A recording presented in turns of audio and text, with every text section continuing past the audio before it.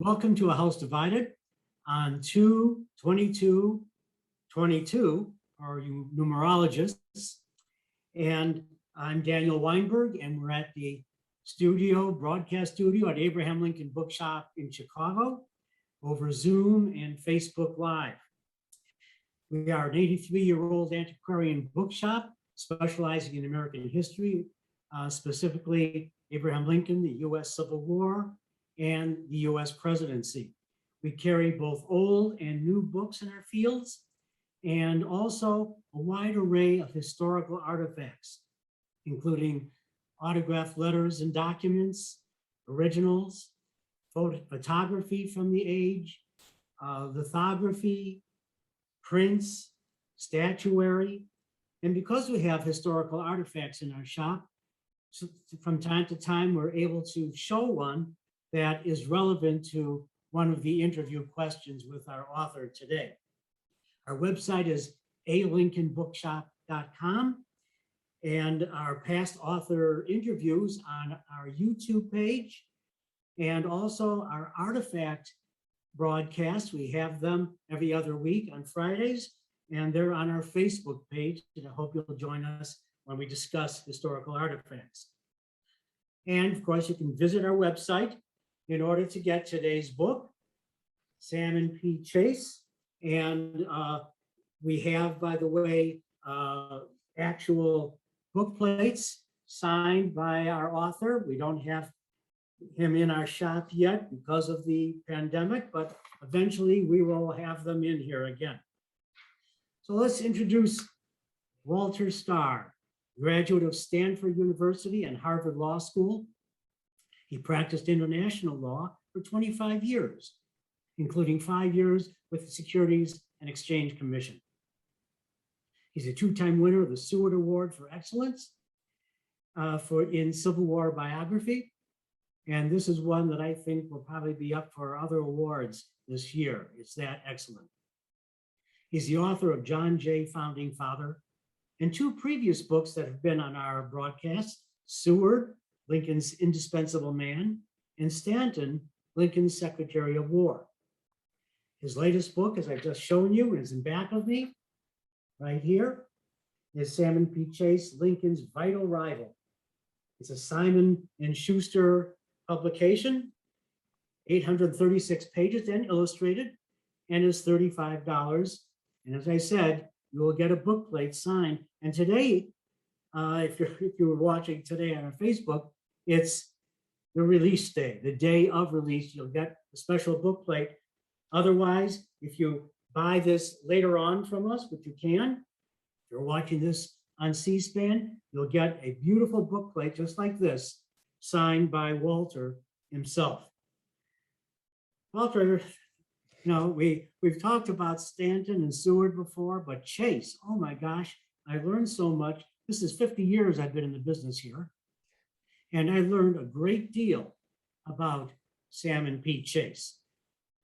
He's just such a varied roles that he's had: attorney, abolitionist, US Senator, Governor of Ohio, Secretary of the Treasury, and finally as Chief Justice of the United States.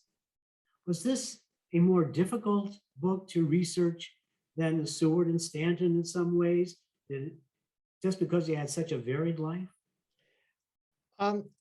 Yeah, there were a lot of different, places that he had visited, places where there were documents.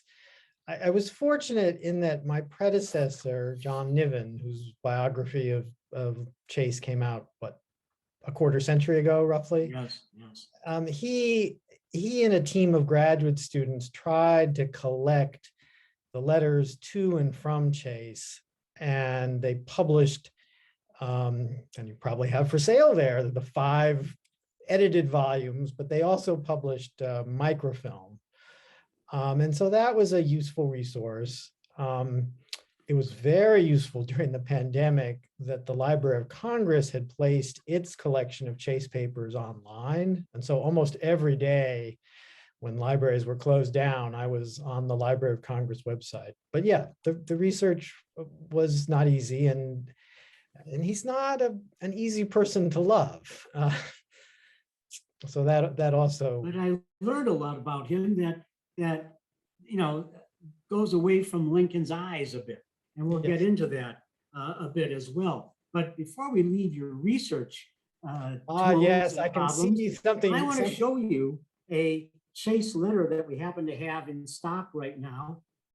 And I'll tell you, this is almost incomprehensible. His writing.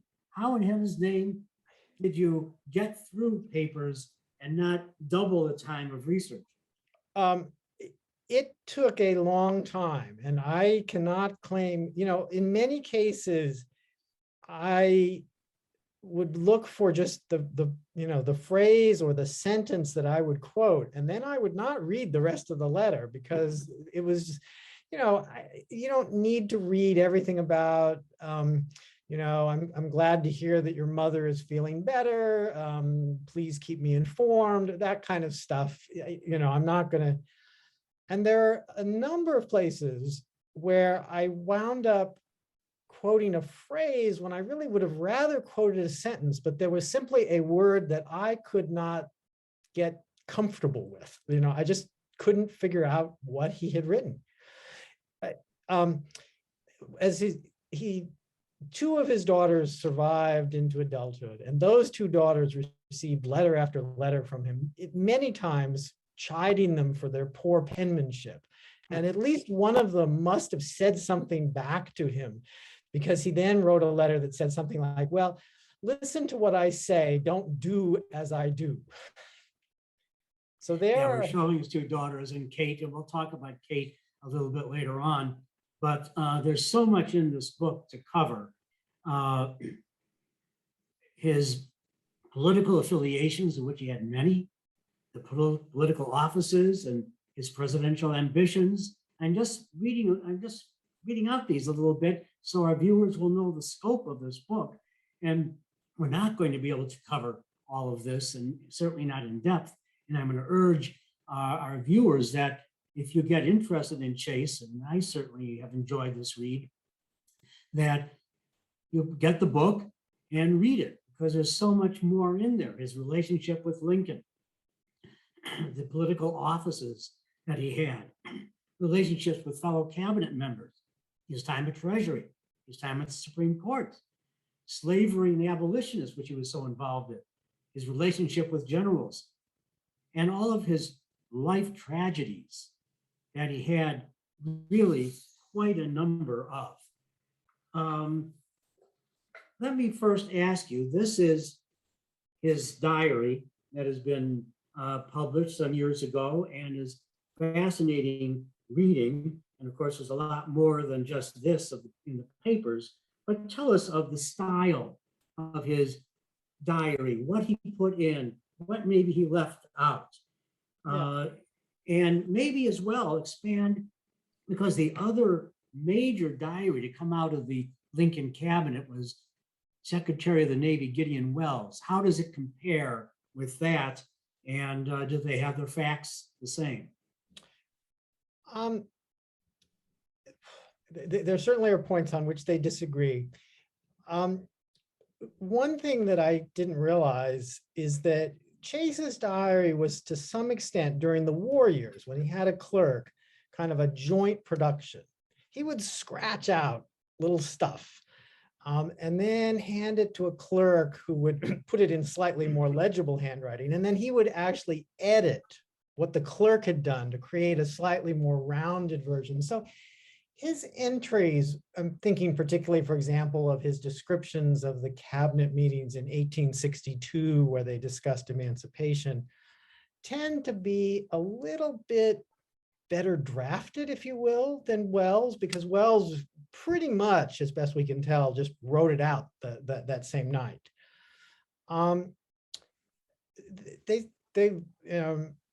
The other thing to say is that Chase spends less time kind of griping about his fellow cabinet members than Welles. Welles doesn't like Salmon Chase, and he doesn't like William Henry Seward, and he doesn't like Edwin Stanton. And there are moments when Chase expresses a negative comment about his fellow cabinet members, including, by the by, Gideon Welles.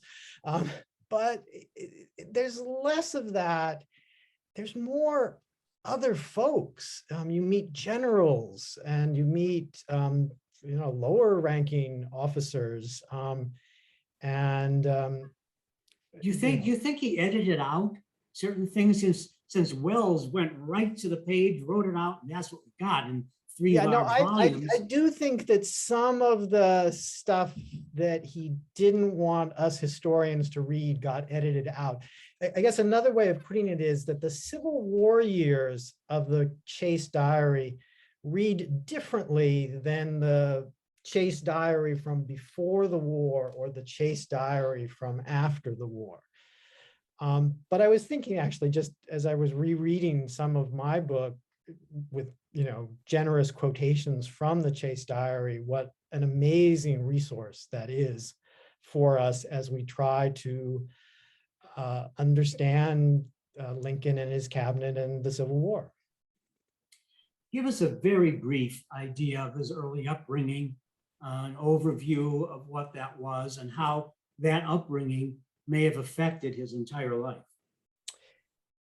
He was born in rural New Hampshire, and when he was 9 years old, his father died. So that's the first kind of major death in his life. At that point, his family was on the edge of poverty, and he was sent to live with his uncle, the Episcopal Bishop of Ohio, for a couple of years as a young boy. Then came back, went to school, went to Dartmouth, lived in DC for a few years. And at that point, living in that sort of Southern society, had kind of almost Southern views on slavery. It's only when he goes out to Cincinnati and starts practicing law and starts actually representing some young Blacks, fugitive slaves, that he kind of comes round over a course of several years to an anti-slavery position. So he comes from a Puritan background. He has that sort of, look at him there on the cover of the book. He is standing absolutely straight up and down and looking at you with determination. That Puritan background never leaves him. He becomes,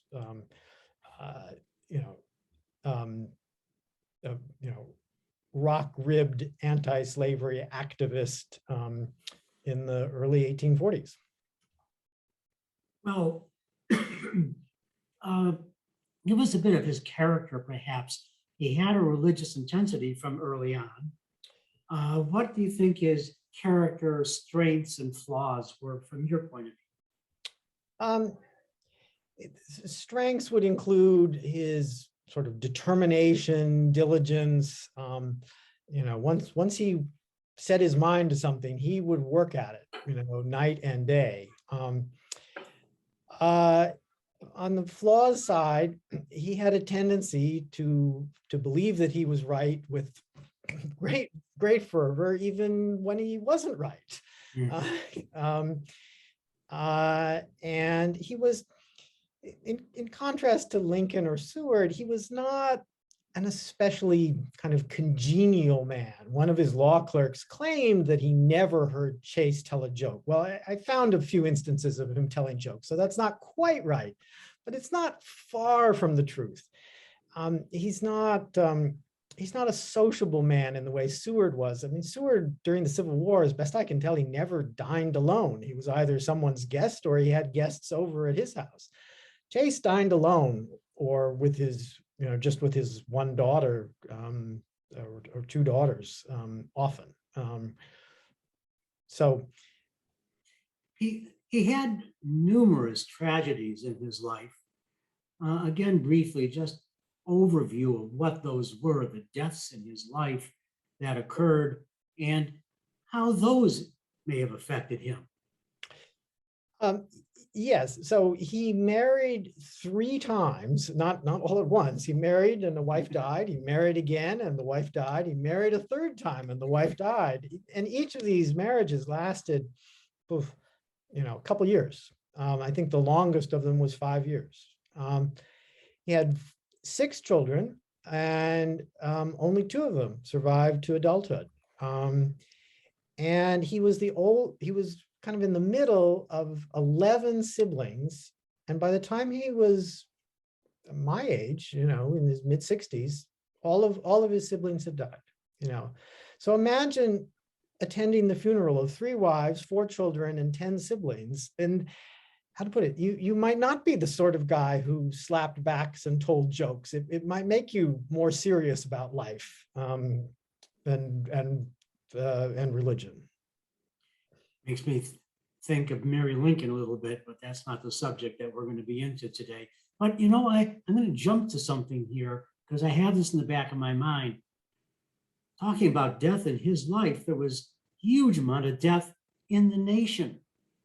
And here I was going to do this later, but now that we're here at it, here is Elmer Ellsworth, a memorial to him, the first officer to be killed in the war, almost like Lincoln's son dying on him.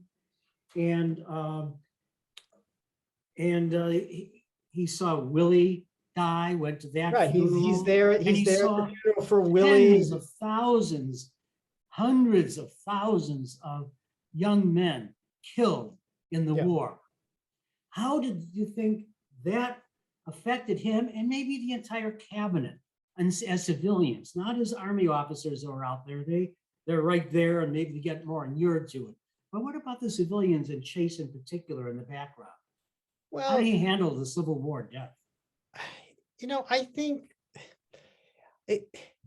it wasn't as far from them as we like to think. One of the details that I found was that after First Manassas, there weren't sufficient hospital facilities. So Chase brought, a dozen wounded men into his house, and his daughters, tended to them along with a couple of nurses. I don't know this, but I wouldn't be surprised if one of those young men died. So these tens of thousands of deaths it wasn't like a distant thing, like we watched Vietnam on television. No, it was right there, and he was like Lincoln. He was often at the front and visiting hospitals. So I think he visited hospitals quite a bit. Did any other cabinet members do that? Stanton? Seward? Stanton, Seward, all of these men. I think they were very conscious all the time that this was not. Yes, it was a battle of ideas, and yes, you had to, for him, you had to raise the money to keep the soldiers, but it was also about lives, and that lives were being lost every day.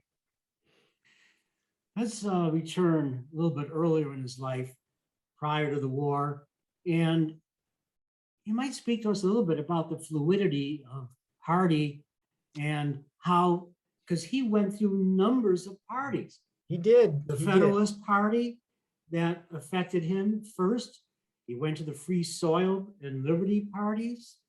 You're skipping over his time as a loyal Whig. That's later. The Democrats were later. He was a Whig. And then we'll talk about the Republicans. But in the early part, it was very fluid in the country, was it not? It was. We've lived in this period of, with just 2 major parties for so long that we forget how many different political parties there were in the 19th century. You didn't mention the Know-Nothings, but he really, in order to become governor, he basically had to build a coalition between the Know-Nothings and the Republicans. And some people thought that he was too friendly with the Know-Nothings, the kind of anti-Catholic, anti-immigrant party, although he himself said some very stern things along the lines of, it shouldn't matter where a man is born, it shouldn't matter the color of his skin in terms of his voting. You can view it, and some of his enemies did view it as kind of a sort of a choosing a party based on what seemed most promising at the moment. But I tend to think that, he had principles and went sometimes even with rather small and weak parties like the Liberty Party, because they aligned with his principles better than the larger parties. Well, he certainly got into the the Republican Party and was one of the, well, founding members. Before I go to that as well, I'm thinking of Lincoln. Lincoln growing up in Middle Illinois, which is really like a border state. And he had every political stripe all surrounding him. And I think that was one of the strengths in his later time in politics, to be able to understand all those different political thoughts and views and be able to converse with them, think about them, know where their flaws were, what he agreed with. Did that help Chase in Ohio? Did he have that same sort of mixture of all those parties around him? Oh, yeah. I mean, Ohio is also a border state. I mean, literally, you can look from Cincinnati across the water, and there is Kentucky, and it's a slave state. When Harriet Beecher Stowe writes about fugitives fleeing across the ice, when Chase read that, for him, that was completely familiar. Those fugitives were his clients. Harriet Beecher Stowe is one of his personal friends. So, absolutely, Chase, although at any one point he's part of a political party, he has a wide circle of friends of all political persuasions, and he, and including friends who were Southern slave owners. Did he get along with most of them? He does. Again, he's not the world's friendliest person, but I was struck by how how well he kind of keeps in touch with and maintains friendships through letters, including Lincoln. He and Lincoln collaborate by way of letter long before they meet one another face to face. And Chase campaigns for Lincoln in the famous Lincoln-Douglas 1858 campaign there in Illinois. I was so fascinated by that I hadn't planned to, but I went to Springfield and spent several days just reading newspapers, trying to find more about what Chase said and did while he was in Illinois in October of 1858. Was there much there? Was it fertile ground? They have the newspapers. It's a wonderful library there in Springfield. It's the Abraham Lincoln Presidential Library Museum. Indeed. The newspapers didn't have much to say about Chase, I think because it was kind of right on the eve of the election. And so they were less focused on reporting what people said and more on the kind of last minute details. So it was a little disappointing, but I did find some stuff that's in the book. Like you were in Mecca in Springfield, at least to us at the Abraham Lincoln Bookshop. So yeah, yeah.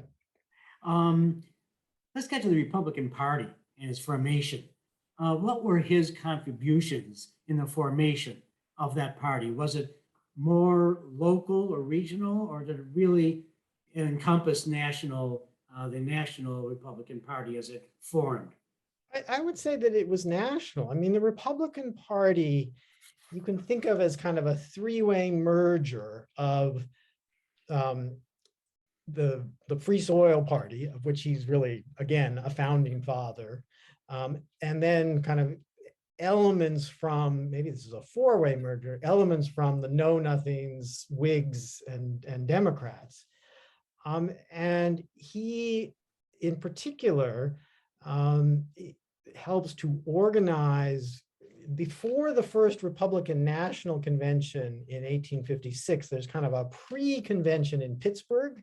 And the best source for that pre-convention are the Chase papers. There are all sorts of letters saying, please come to Pittsburgh. This is what we hope to accomplish.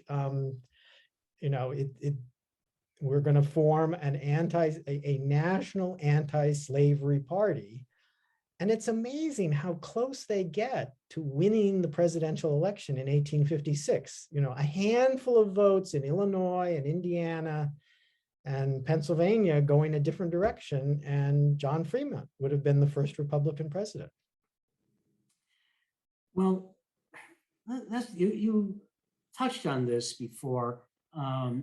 He was really an abolitionist Republican. At least he leaned that way. He was certainly anti-slavery, but he really believed in the beginning that the federal power didn't allow them to do much in the slave states. And so he also, as you say, was a little bit on the southern side. That's where he was living. So what changed him from that? And when did he believe that he did have, the federal power did have more say in what to do in the South? Well, even in the 1850s, he had a, how should we say, a legislative agenda that was quite ambitious in terms of what he wanted to see the federal government doing and not doing. So he wanted to abolish slavery in the District of Columbia. He wanted to prevent slavery from going into the Western territories.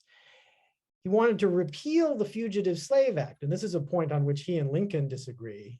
Chase believes that Congress had no constitutional authority to pass that law.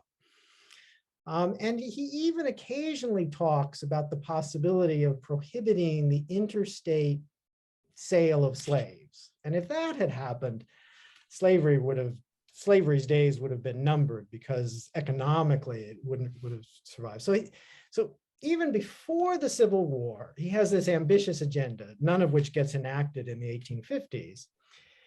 It's only during the war, however, that he and Lincoln, who kind of come to the view that, oh, gee, we're in the midst of a civil war, and because the slaves are a vital element of the power of the South, the president has the constitutional authority to issue the Emancipation Proclamation. Well, I want to ask you something about, before we get to the presidency of Lincoln and that time.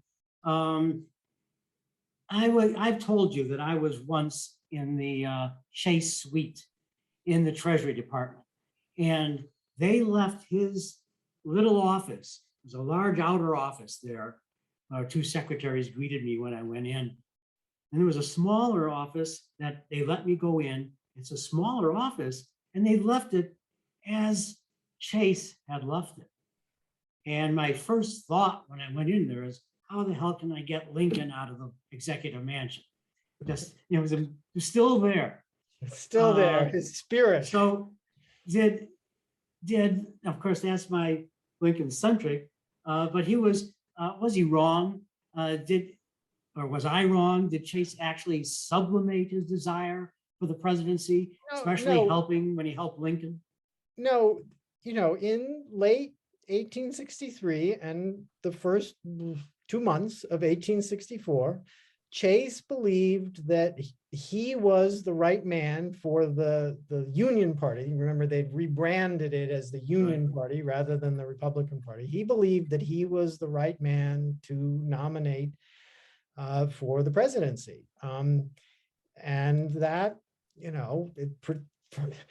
even for me, that's a little hard. I mean, how can you be a loyal subordinate if you're also scheming to get the nomination?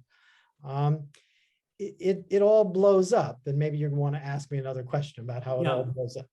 Yeah, well, I will. We'll get to that. I'm going to go back to the wigwam here in Chicago in 1860, where Lincoln was nominated, because here, this letter is one from March 5th.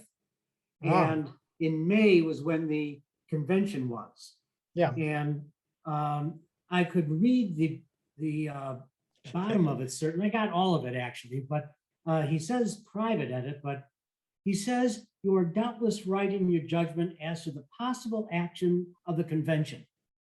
So far as I'm concerned, I leave the whole matter unreservedly to its decision." Well, is that the case? He did not try?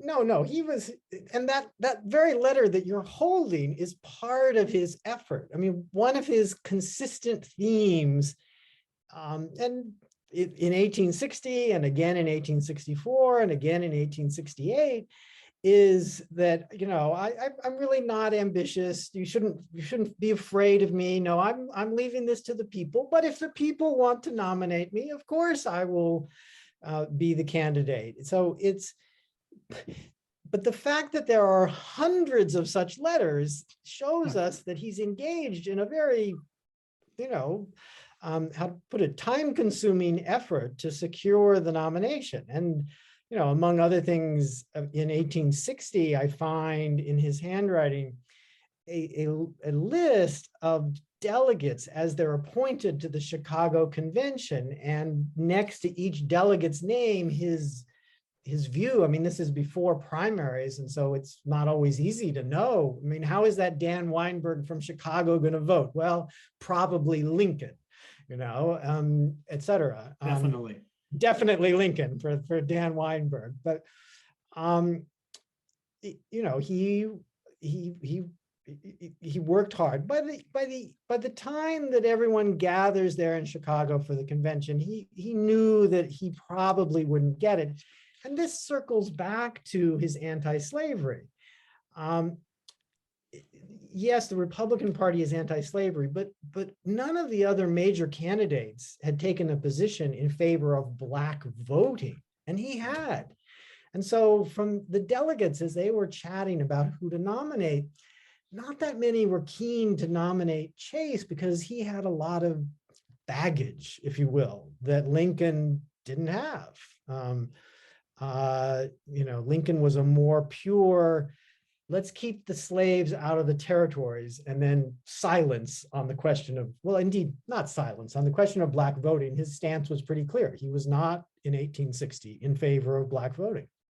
Well, I mean, that was his force. And I think one of the most important things he ever did is hold the line. After his election as well, when he was president-elect, holding the line on not pushing against slavery going into the territories. Even when Republicans were saying, no, it could lead to war, maybe you should get back from that a bit. No, he wouldn't do that. So I think Correct. That's an important point for Lincoln. Did Chase's presidential ambitions color his entire life? He tried in 60, tried in 64, in 68 again. Was that really something that colored everything that he did, or most?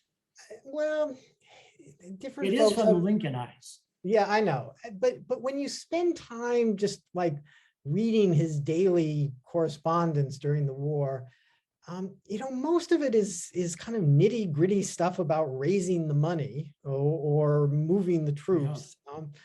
And so relatively little of it is this, how should we say, political stuff about, gee, wouldn't I make a better candidate than Lincoln? And I think it's particularly telling that in February of 64, when, because of a kind of a leak of a document, the Pomeroy Circular, his candidacy implodes, he writes a letter to Lincoln and says, look, if you want me to resign, I'm happy to resign. And Lincoln writes back a generous letter saying, no, you're doing a great job as Secretary of the Treasury, you keep doing it.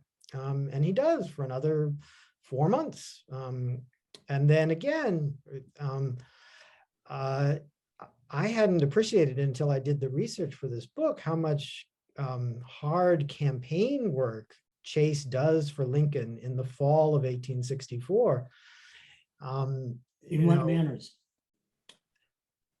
He gives speeches. There are letters from Chase to friends saying, the only way to save the Union is to vote for Abraham Lincoln. And when I say he gives speeches, I mean, it's not just a handful.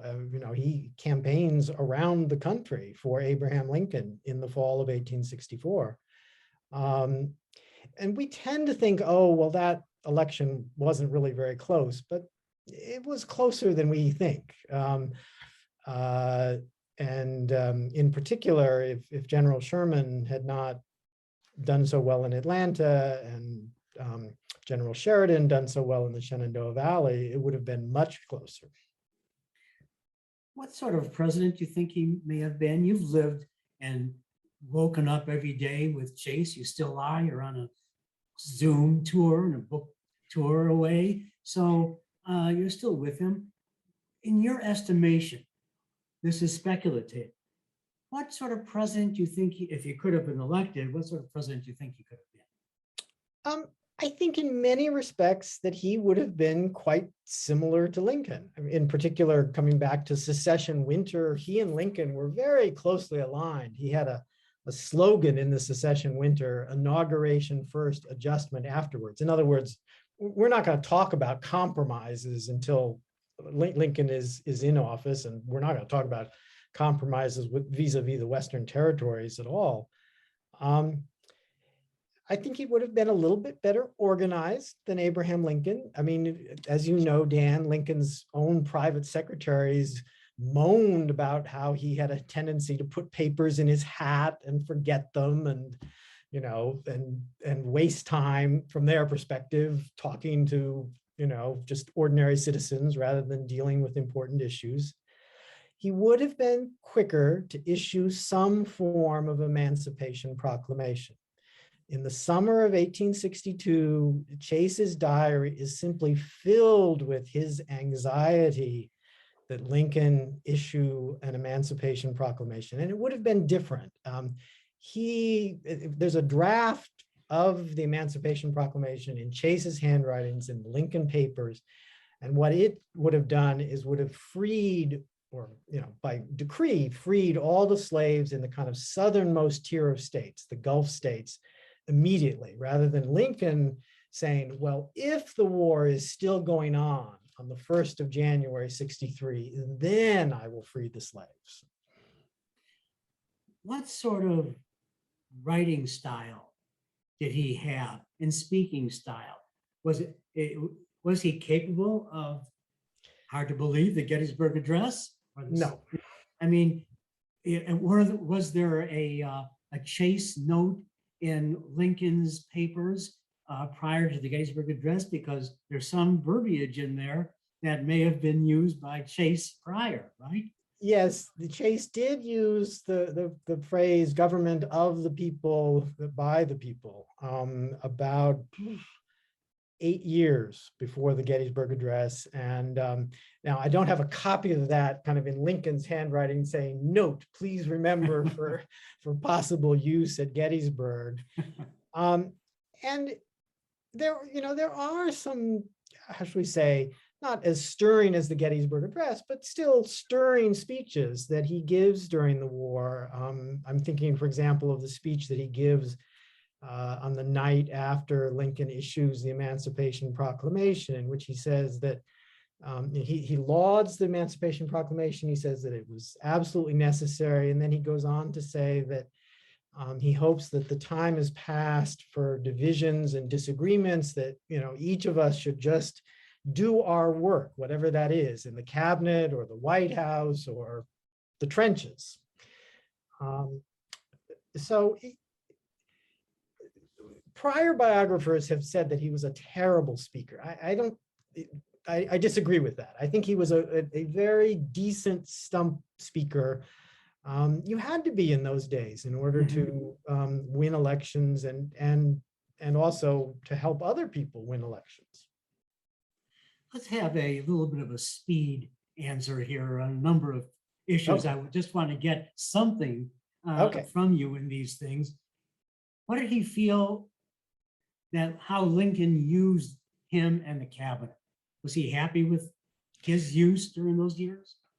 No, he believed that Lincoln should hold more cabinet meetings and listen more closely to the consensus of the cabinet. Of course, you don't have to be that speedy. You can say more if you want. But I know that Lincoln, of course, when he listened to everyone, he made up his mind. And when he made up his mind, that's the way it was going to go. Yes. Let me ask you about this. Lincoln is known for his growth, capabilities of growth, not only here in Illinois in the 50s, but even during the Civil War. Yes. And it's a sad thing that he didn't live longer. We see more growth out of him. Yes. How about Chase? Was his personality one that he grew? He came, as you said, from accepting slavery to an anti-slavery place. How else did he grow? Well, another notable way in which he grew was in accepting women's rights. I didn't know anything about this until I did the research, but by the end of his life, he was on the record in favor of giving women the right to vote. And I found his little quote about how that would be good for the country and good for women and good for our government. That little quote got repeated in newspapers all the way through the early 20th century until women finally get the right to vote. So he, like Lincoln, grows and changes over the course of his life. When did he begin the suffrage of women? Because I know that when he was on the Supreme Court, I'm jumping here to something I wasn't going to say yet, but when he was on the Supreme Court, he took on a case, or he was there for a case that had a rhyme with Mary Lincoln, and that's Myra Bradwell. And she became the first woman lawyer here in the state of Illinois. And, and it came up to the Supreme Court. Myra Bradwell helped Mary Lincoln get out of the sanitarium that she was in near outside of Chicago. And she was very helpful, but then she wanted to be a lawyer, and he was on the vote for that. Is that more or less the time that he started to change, or before that? Before that, I think the first evidence I have that he does as governor in the 1850s, he talks about changing the laws dealing with married women's property. But in terms of voting for women, I think the first evidence I have is perhaps something like 1866, a letter to his daughters saying, you guys know as much about politics as I did at your stage. Maybe women should have the right to vote. So it's not early in his life, it's towards the end of his life, but it's not just that one Supreme Court case. There are a number of instances of him coming out in favor of women's voting rights or women's rights more generally. He was in the minority on that case. Yes, he was a eventually minority of one. did, yeah. And was laughed at for thinking that a woman could be a lawyer. Why did Lincoln elevate him to the Supreme Court? He took over from Roger Taney, of all people. Right, takes over from Roger Taney. One part of the answer is that Lincoln thought he would be the best choice. I found a very useful quotation from a comment that he made the day after he nominated Chase, and he said the two things that Chase is going to do are he's going to defend his own financial system and he's going to defend the rights of the former slaves. And those are the most important issues the court will face. And so he's going to be right on those issues. There was also a certain amount of political pressure. There's a wonderful letter quoted in the book. A lot of the senators basically came to Lincoln and said, look, if you nominate anyone other than Chase, that nomination is going down in flames. I think it's Dana who writes to a friend saying that Lincoln nurses a grudge as well as any other Christian. But the pressure to nominate Chase became so intense that he felt he had no choice. Yeah. Well, I mean, if he could make Patsy with Stanton, he could certainly do it with Chase. Again, quickly, I want to get to the Treasury because that's an important part of his life. Yeah. What was his position on colonization?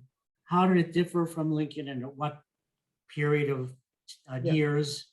Yeah, he at least toyed with colonization as a young man. There's an invitation to speak to the Colonization Society of Cincinnati, and we don't know whether he did, but at least we know that he had that invitation. But he comes much earlier than Lincoln to the view that colonization is a mistake. There's a letter to Chase from Frederick Douglass saying, it's a mistake. We are here, full stop. And so during the Civil War, when Lincoln still is thinking about colonization, Chase consistently says, no, you shouldn't be mentioning it. You shouldn't be pushing it. It's just should not be part of your program. Yeah, and Lincoln finally backed away as well, although I think as a 19th century white man, I think he really did worry if the two races with their background could actually live in harmony. Yeah. So, And events after Lincoln's death suggest that he was right to have those worries. yeah, exactly. I didn't want to say it. I'm glad you did. What about arming Black citizenry, the freedmen, and arming slaves who may have even freed themselves? Certainly, he preceded Lincoln, as did Stanton, and even Grant in wishing to arm African Americans. Yes, he was relatively early in pressing Lincoln to enlist Black regiments, he knew some of the folks who were knew from his old anti-slavery days, some of those who were leaders, generals and colonels leading Black regiments. I'd love you to give an overview, and I'm going to give some talking points for you, not that you don't know them, but of course his portrait is on the $10,000 bill, but he financed the war through increasing federal spending through government bonds. He increased taxation on some, established a national currency, even helped coin the term on coins, "In God We Trust." What do you think his real qualifications were? He was not sure he wanted to take that step, but what do you think was his qualifications, and how did he become such a great success? Yeah, well, he didn't have a modern resume to be Secretary of the Treasury. I mean, he hadn't worked on Wall Street, but I did find that he knew more about banking than the average lawyer. He had worked not only kind of as an external lawyer representing the Bank of the United States, which was the prior federal bank, but he had been a kind of an internal lawyer working for a bank in Cincinnati. So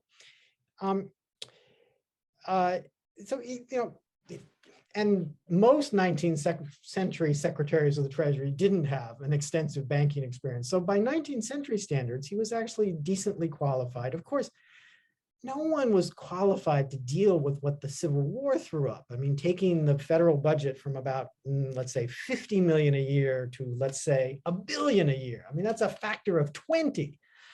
And so he made some mistakes for sure. But what he thought of as his two major accomplishments were the financing the war. The Union soldiers, by and large, were paid, and they were fed, and they were housed, and that took money, and that they raised that money. And then second, the creation of the national currency, taking this welter of different state banknotes and creating the Currency. One currency, yeah. Yeah, I'm going to give a shout out to Quartermaster General Montgomery Meigs. I think Chase was lucky to have someone like Meigs as Quartermaster General when you're saying feeding and clothing, et cetera, the Army. Not a penny went astray under him, and he was brilliant in getting that done. Yeah, no, there's it's one thing to raise the money, but it's another, particularly in the kind of corrupt era in which the Civil War was fought, to turn that money into. And again, I'm sure some of your viewers are saying, well, I know, but my great-great-grandfather wasn't paid his salary for 6 months. But the viewers who had Southern ancestors who fought in the Civil War are nodding their heads and saying, yeah, mine wasn't paid during the whole damn war. Yeah, right. Or was paid in Confederate money, which proved ultimately worthless. Whereas the Northern, there was some inflation, but the Northern dollar held up pretty well. One of the reasons I brought Montgomery Meigs up is that he only has 2 small mentions in your index. So, but I like indices and I love footnotes. Why don't you tell me about your enjoyment in putting together did you put your own index together? And what about the footnotes? Did you have an enjoyment putting those together? Because I like reading them. Yeah. So the index, there was an indexer, but I did a great deal of work in So today's Washington's birthday, for example, and the draft index had maybe 2 or 3 mentions of Washington, but in fact, he's mentioned about 10 times. And there, Chase liked to quote Washington and Jefferson and Madison. The notes, I'm a firm believer that you owe the readers, and especially the future researchers, good notes. So I mean, and I'm proud of the notes. I mean, in one instance, I kept finding him either receiving letters from or writing letters to generals. And so there's a note in which I just kind of made a list, and that note runs for almost a whole page. It's an alphabetical list of the generals with whom he had correspondence during the Civil War, as best I can tell. Here's another speed question then, because this is too large. He had a very famous meeting in the executive mansion with Lincoln and McClellan. Didn't go too well, and he didn't like McClellan after that. Which generals were on his side and he was allied with, and which did he have problems with? Just a few on each, if you have. Yeah, certainly McClellan is on his bad list. At least initially, he's not a great Grant enthusiast. He changes his mind about Grant. He's actually the one who sent to Lincoln, forwarding from an Illinois editor, the letter about Grant being drunk all the time. And Chase, in this cover note, says, you may want to think about this. But he comes to appreciate Grant. He gets along famously with a future president, James Garfield. Garfield comes and lives in his house for a while. And interestingly, even some folks who you would think he would not get along with, he gets along with. So Joseph Hooker, for example, who has, how should we say, a reputation that you would think would not go well with a man like Chase, who did not drink, period. But he and Hooker, was he a complete anti-temperance man? He would occasionally serve wine. Maybe he would have a glass of wine, but it was a pretty sober household, the Chase household. It was not the Seward household, let's put it this way. Yeah, right. What was his general relationship with the press throughout his entire life, really?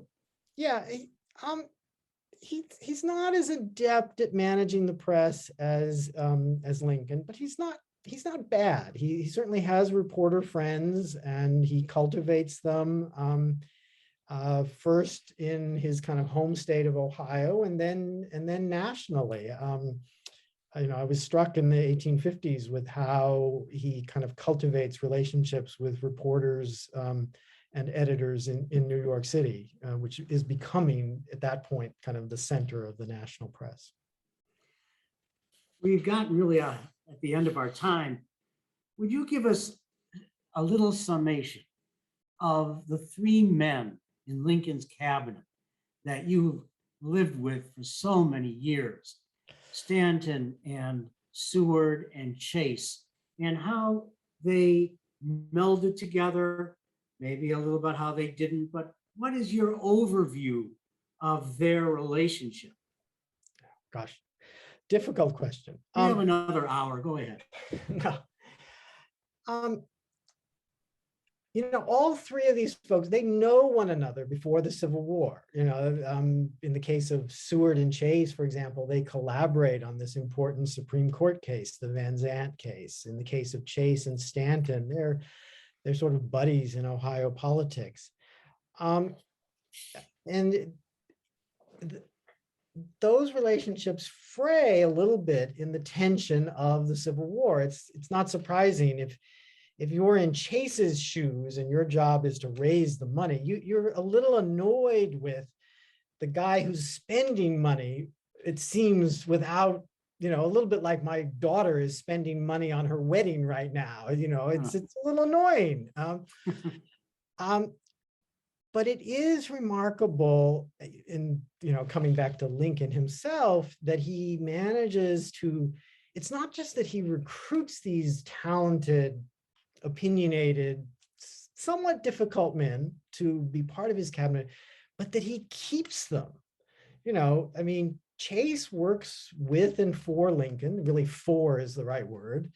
from the day Lincoln becomes president through the summer of 1864. The war is, nearing its end.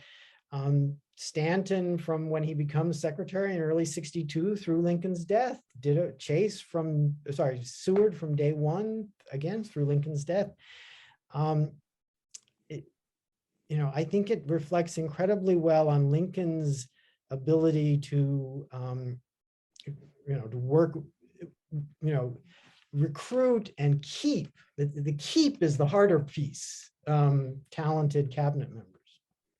He did, and they worked for him. They actually did, and none of them came in thinking that they would they would be doing that. None of them came in with a terribly high opinion of Abraham Lincoln, and they all grew to have a much higher opinion of him. And I know when you were in the Chase office, you felt these vibes, but I'm hoping that the reader, when he or she gets to the end of this, will also realize, indeed, right at the very end, just before he dies, there's a little scene in which a visitor comes to Chase's house, and there is a beautiful portrait of Lincoln, and underneath it, Chase has framed the original letter. Imagine if you could sell this one, Dan. The original letter by which Lincoln appoints Chase to the Supreme Court, and the visitor asks him about Lincoln, and he goes on a little bit about how he was our greatest president, and sadly died too young. And there's an affection there that I think the portrait of Chase as Lincoln's enemy misses. Well, Walter, there's so much in this book, and I truly recommend to people who even think they know much about the politics and military of the Civil War. They're going to find so much that they don't know, because I learned a great deal in this Lincoln's rival of Chase. And I want to thank you so much, Walter, for joining us on this release day for the book. Congratulations for your daughter as well. And anyone who wants to go to our website and purchase this book, those who are watching right now, if you do it right now, you'll get a day of release bookplate. And if you're on C-SPAN later, then you can certainly still buy a book that will have a signed plate, and hopefully also a first edition. We'll have that for you as well. C-SPAN, thank you for giving us a platform for our authors, because we find them very interesting and their books fabulous. So we appreciate your doing that. So if you also want to be a part of our regular interviews, go to alincolnbookshop.com and be a part of it on our Facebook pages. You just like us, then you'll be with us from then on. Walter, again, thank you so much. And I can't wait for your next book, and we'll be here once again. I was just going to say, the next one, I want to be right there with you in person, Dan, again. So, but thanks for doing it. We have to have hazmat suits on. We'll do it. You'll be right here in our studio in the bookshop. Thanks again. Thank you all for watching. Be safe.